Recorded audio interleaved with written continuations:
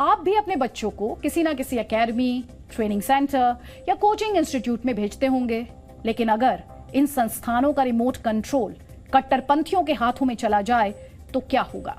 हमारे देश में एक शब्द काफी इस्तेमाल होता है और वो शब्द है ब्रेन वॉश।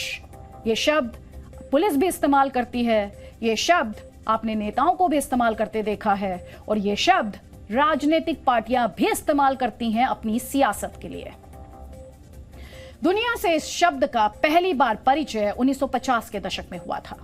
उस दौर में ब्रेन वॉश का अर्थ होता था अपने मस्तिष्क को साफ करना। कैसे साफ करना? जिसमें आपके मस्तिष्क में जो बुरे और नकारात्मक विचार हैं उन्हें बाहर कर देना। लेकिन इस समय के साथ ये कहना चाहिए, इस शब्द के मायने समय के साथ बदलते गए हैं।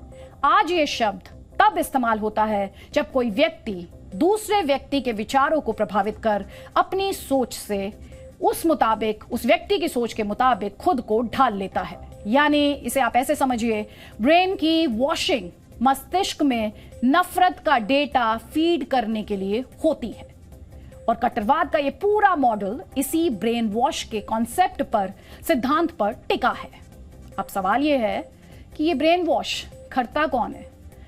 अगर इस मामले में देखें तो आरोप पॉपुलर फ्रंट ऑफ इंडिया यानी पीएफआई नाम के संगठन पर है। पीएफआई वही संगठन है जिसका नाम दिल्ली में दंगे भड़काने, शाहीन बाग के आंदोलन को फंडिंग करने, केरल में राजनीतिक हत्याओं की योजना बनाने और जबरन धर्म परिवर्तन के भी कई मामलों में सामने आ चुका है। इस संगठन की स्थापना वर्ष 2006 में केरल में हुई थी। उस समय दक्षिण भारत के 3 मुस्लिम संगठनों का विलय करके पीएफआई नाम का यह संगठन बना था।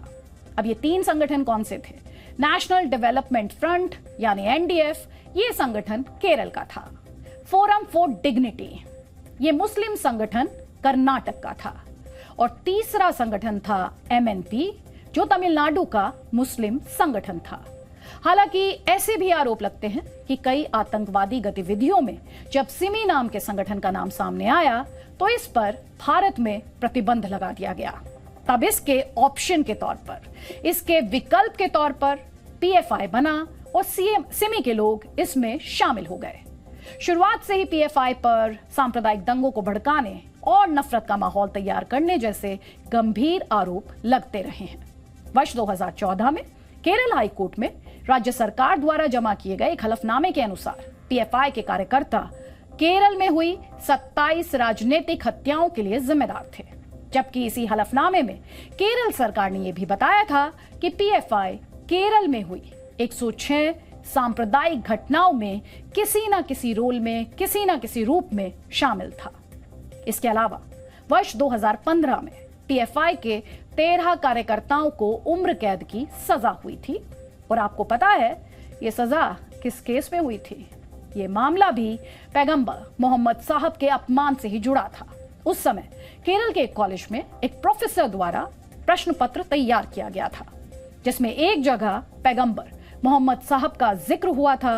इसे पीएफआई के लोगों ने धार्मिक अपमान का मुद्दा बना दिया और तनाव इतना बढ़ गया कि इस प्रोफेसर के उस हाथ को ही काट दिया गया जिससे उसने प्रश्न पत्र में पैगंबर मोहम्मद साहब का जिक्र किया था। यह संगठन पहले केवल दक्षिण भारत तक सीमित था, लेकिन पिछले कुछ सालों में इसका विस्तार उत्तर भारत में भी तेजी से हुआ है और अब यह संगठन दिल्ली में भी उतना ही मजबूत है जितना केरल में है।